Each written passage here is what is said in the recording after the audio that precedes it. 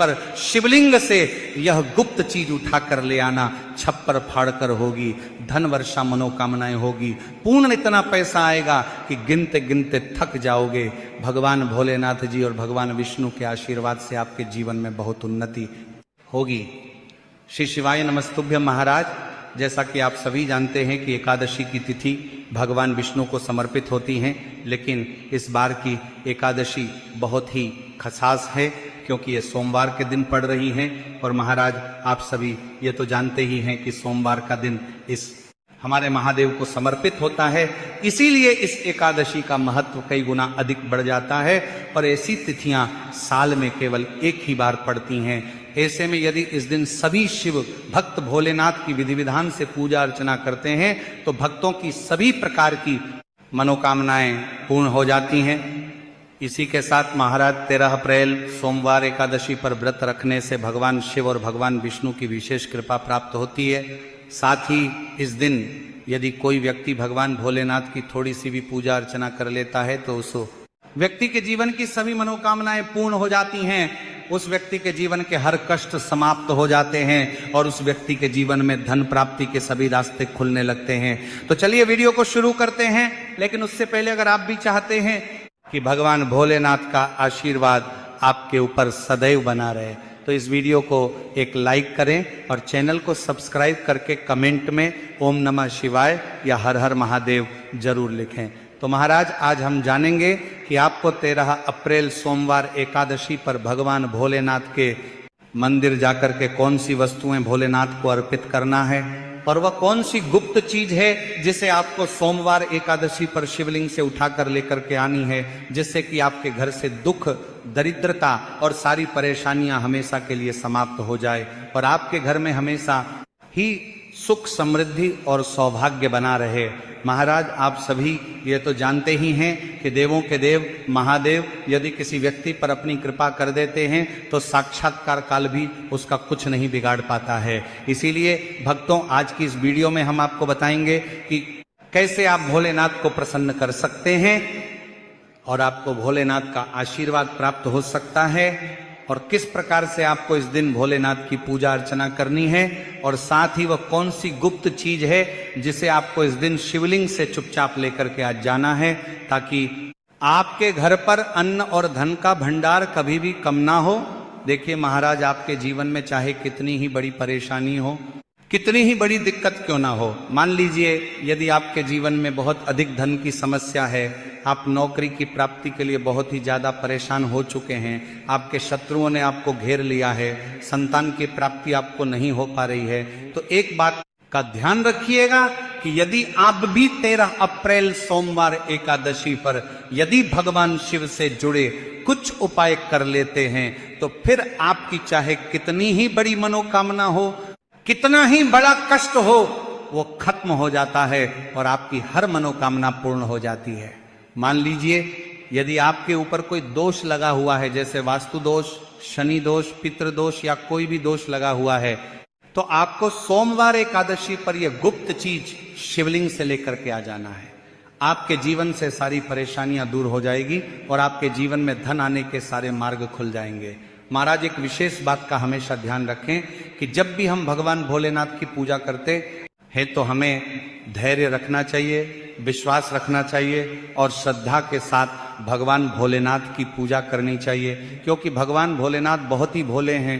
वह किसी भी व्यक्ति की थोड़ी सी ही पूजा से, साधना से तुरंत ही प्रसन्न हो जाते हैं। इसीलिए 13 अप्रैल सोमवार एकादशी पर कुछ ऐसी चीजें हैं जो आपको अवश्य पता होनी चाहिए, क्योंकि इस दिन यदि आप भगवान भोलेनाथ के सामने पूजा करने जा रहे हैं और मान के चलिए यदि आपने अगर कोई गलती कर दी तो भगवान भोलेनाथ आपसे क्रोधित हो जाएंगे और आपने सही तरीके से पूजा की होगी तो साक्षात आपको भगवान भोलेनाथ उसी दिन आशीर्वाद दे देंगे और इसके के बाद आपके जीवन में कभी कोई परेशानी नहीं आएगी।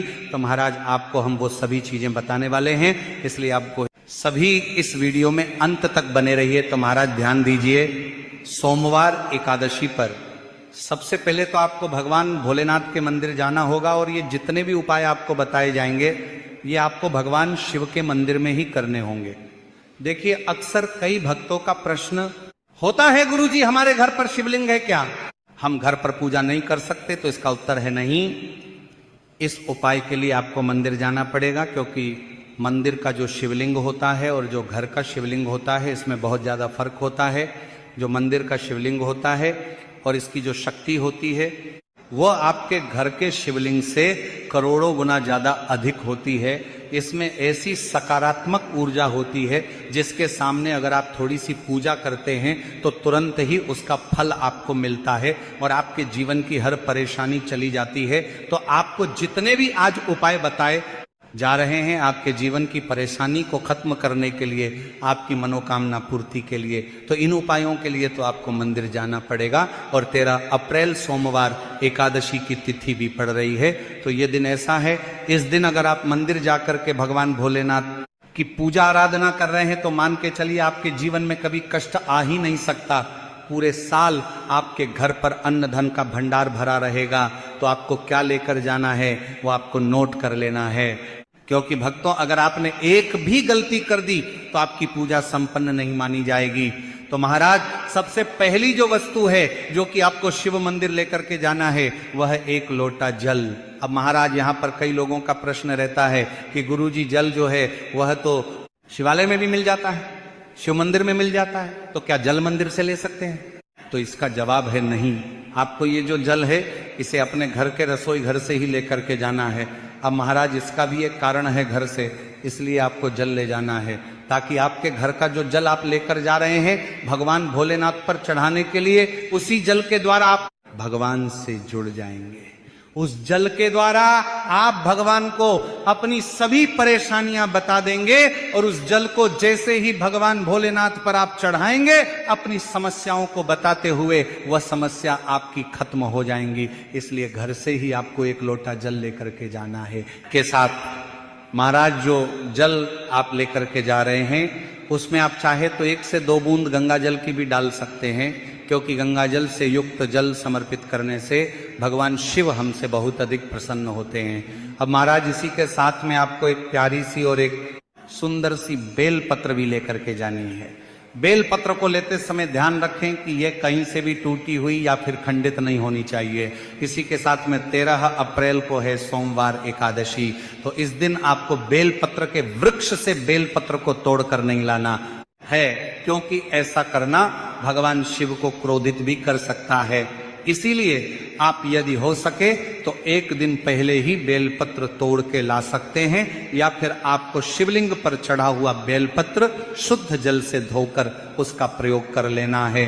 अब अगली जो वस्तु है वह आपको लेकर आप के जानी। सफेद पुष्प महाराज केतकी को छोड़कर सफेद पुष्प भगवान भोलेनाथ को चढ़ाए जाते हैं, इसीलिए सफेद पुष्प सोमवार एकादशी पर आपको भगवान भोलेनाथ के लिए लेकर के जाना है, ताकि भगवान भोलेनाथ का आशीर्वाद आपको मिल जाए, जिसके बाद आपके जीवन के हर मारा परेशानी खत्म हो जाएगी। इसके बाद आपको भगवान शिव के मंदिर में सफेद या पीला चंदन भी लेकर के जाना है। और ध्यान रखें महाराज कि भगवान भोलेनाथ को अगर आप दूध अर्पित करने जा रहे हैं तो एकदम कच्चा दूध होना चाहिए, गर्म किया हुआ दूध नहीं होना चाहिए, कच्चा दूध होना चाहिए। पर अब महाराज आपको और क्या क्या ले जाना है? देखिए, अगर आप चाहते हैं कि आपकी हर मनोकामना पूरी हो तो एक छोटा डिब्बा लीजिए, उसमें काली मिर्च भर कर ले जाइए। देखिए, बहुत ध्यान से सुनिए जितनी आपको बातें बताई जा रही हैं। एक डिब्बे में काली मिर्च भर के एक लाल कपड़ा लीजिए, उसमें लौंग कपूर रखें और इसको मौली धागे से बांध करके आपको अपनी जेब में रख के ले जाना है। सिर्फ इतनी चीज आपको ले जानी है सोमवार एकादशी के दिन। अब महाराज आपको पूजा कैसे करनी है इसे भी ध्यान से सुनिए, और जितनी भी चीजें आपको बताई जा रही हैं इन चीजों को आपको ले जाना है और शिवालय से वापस लेकर के आना है अपने घर पर, ताकि आपको धन की प्राप्ति हो सके और आपकी कोई भी मनोकामना हो वह पूर्ण हो जाए।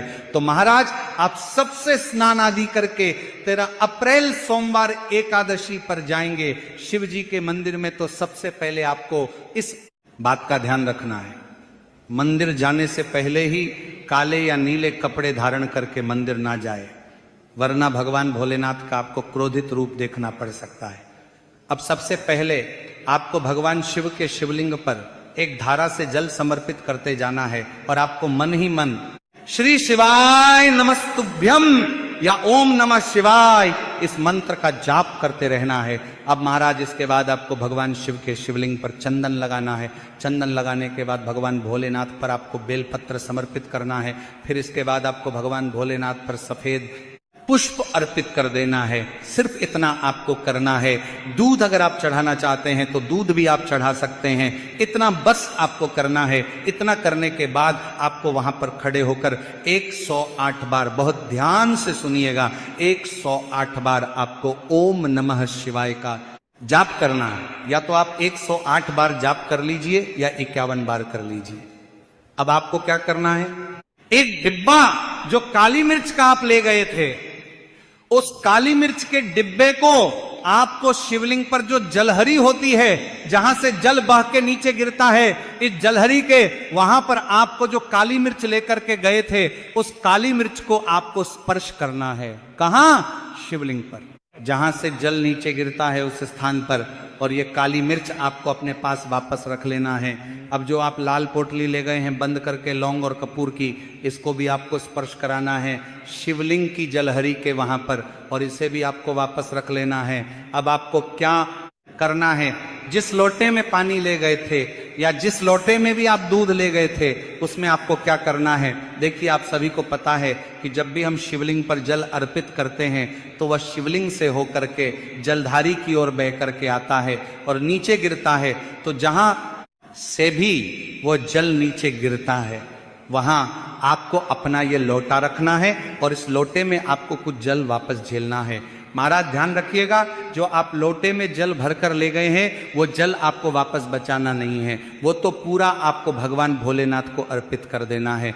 अब महाराज आपका सवाल रहेगा कि कई लोग शिवलिंग पर जल चढ़ा रहे हैं, तो इस बात की चिंता ना करें, क्योंकि भगवान भोलेनाथ के शिवलिंग पर जब भी जल चढ़ाया जाता है तो वह अमृत बन जाता है। कहा जाता है कई देवी देवता शिवलिंग के पास अदृश्य रूप, कहा जाता है कई देवी देवता शिवलिंग के पास अदृश्य रूप में खड़े होते हैं ताकि शिवलिंग से गिर रहा जल वह धारण कर सके। इतना पवित्र होता है शिवलिंग पर से गिरता हुआ जल। तो शिवलिंग से गिरते हुए जल को आपको अपने लोटे में ले लेना, सिर्फ थोड़ी सी बूंदे ले लेनी है। अब आपको क्या करना है, आपको घर वापस आना है। जो आपने लोटे में जल लिया है, इसको घर पर आते ही घर के लोग जो हैं आपके, उनके ऊपर थोड़ा थोड़ा जल छिड़क देना है। घर के हर कोने में जल छिड़क देना है, घर के मुख्य द्वार पर जल छिड़क देना है। तो सबसे पहला कार्य तो ये करना है। इतना कार्य करने के बाद आपके घर पूरे साल बुरी शक्तियां प्रवेश नहीं करती हैं। यानी कि यदि आपके घर पर कोई काला जादू, काली विद्या करवाने की कोशिश करेगा तो आपके घर पर नहीं कर पाएंगे। इससे आपके घर से नकारात्मक शक्तियां चली जाएंगी। अब महाराज, जो आप काली मिर्च को भगवान भोलेनाथ जी के शिवलिंग से छुआ कर लाए थे, इसको पूजा घर में रखें। ये जो काली मिर्च का डिब्बा है आपके पास, इसे कभी भी आप किसी शुभ कार्य के लिए निकले, जैसे कि मान लीजिए आप बिजनेस मीटिंग के लिए जा रहे हैं, नौकरी की प्राप्ति के लिए जा रहे हैं, तो इस काली मिर्च को अपने शुभ कार्य को करने से पहले अपने मुख्य द्वार पर रखें और इसे कुचलते हुए जाए। ऐसा करने से आपको आपके काम में जो भी बाधा आने वाली होंगी वह बाधाएं भगवान भोलेनाथ के आशीर्वाद से अपने आप ही हट जाएंगी और आप जिस कार्य के लिए भी जाएंगे उस कार्य में आपको सफलता मिलेगी और आपको भगवान भोलेनाथ का साक्षात आशीर्वाद मिलेगा सोमवार एकादशी के दिन, और आपके जीवन से हर परेशानी चली जाएगी। इसी के साथ सोमवार एकादशी की रात आप अपनी सभी प्रकार के बुरी अनिष्ट शक्तियों से छुटकारा पा सकते हैं। जो लोग भोलेनाथ जी की पूजा करना चाहते हैं वो इस दिन अपने घर पर पारद शिवलिंग रख लीजिए। तो सबसे पहले तो आपको अपने घर पर रखें, शिवलिंग का पूजन करना है। फिर गुड़ से युक्त जल हुआ पारद शिवलिंग का पूजन करना है। तो गुड़ से युक्त जल हुआ पारद शिवलिंग का पूजन करना है। पंचामृत हुआ, इससे आप इस दिन भोलेनाथ का अभिषेक कीजिए। दूध, दही, घी, शहद, शक्कर पंचामृत बना करके अभिषेक कीजिए। इसके बाद महाराज फिर भोलेनाथ का श्रृंगार कीजिए, चंदन चढ़ाए, अक्षत चढ़ाए, जनेऊ अर्पित कीजिए। थोड़ा सा चंदन का इत्र, क्योंकि चंदन का इत्र विशेष रूप से शिव शंभू को बहुत प्रिय है, तो वह आप अर्पित कीजिए। उनके पसंदीदा पुष्प चढ़ाएं, आंकड़े की माला से उनका श्रृंगार कीजिए। साथ ही कनेर के पीले या सफेद पुष्प चढ़ाएं। कमल हुए, गुलाब हुए, बेल हुई, ये फूल उनको बहुत प्रिय है, ये अर्पित करें और 5 बेलपत्र अवश्य चढ़ाएं। आप इस दिन चाहे तो या जो आपके पास बेलपत्र है उसी पर आप श्री श्री लिख के या ओम नमः शिवाय या राम राम लिख के अर्पित कीजिए। जो चिकना भाग होता है वह शिवलिंग से स्पर्श रहेगा और इसे आपको सीधे शिवलिंग पर अर्पित करना है। इस प्रकार से आपको बेलपत्र अर्पित करना है। महाराज आप विशेषकर इस बात का ध्यान रखें कि कटे फटे बेलपत्र ना हो। जो व्यक्ति अधूरी चीज भगवान को अर्पित करता है तो उसे भी कटे फटे पत्तों की तरह ही कटा फटा फल ही प्राप्त होता है। इसीलिए कभी भी अपूर्ण सामग्री अर्पित ना करें। इसीलिए महाराज कहते हैं कि जब भोलेनाथ ने गले में विष धारण किया था तो आदि शक्ति मां के कहने पर देवताओं ने भगवान शिव के सिर पर भांग धतूरा बेलपत्र आदि रखा और निरंतर जल अभिषेक किया था, जिसकी वजह से उनके मस्तिष्क का ताप कम हुआ था और उस समय से ही भोलेनाथ को भांग धतूरा चढ़ाया जाता है। और यह बात भोलेनाथ के भक्तों में बहुत कम लोगों को ही पता है कि इसी कारण शिवलिंग पर भांग धतूरा चढ़ाया जाता है। तो अगर आपके घर में शिवलिंग है तो आज के दिन आप चाहे तो शिव जी का त्रिशूल हुआ, डमरू हुआ, ये भी आप उनको अर्पित कर सकते हैं। शिव के डमरू की दमदम की ध्वनि मंगल गुरु से संबंधित होती है, क्योंकि चंद्रमा उनके मस्तक पर विराजमान होकर अपनी कीर्ति से अनंत आकाश में मंगल गुरु से संबंधित जटाधारी महामृत्युंजय को प्रसन्न करता है और बुद्ध आदि ग्रह इसमें संभव से सहायक होते हैं। तो भोले बाबा का डमरू आपका आज के दिन डमरू अर्पित करें, धारण भी कर सकते हैं। अभिमंत्रित करके आप अपने शरीर पर छोटा सा चांदी का डमरू धारण करें, लेकिन उससे पहले चाहते हैं कि भोलेनाथ का आशीर्वाद आप पर बना रहे।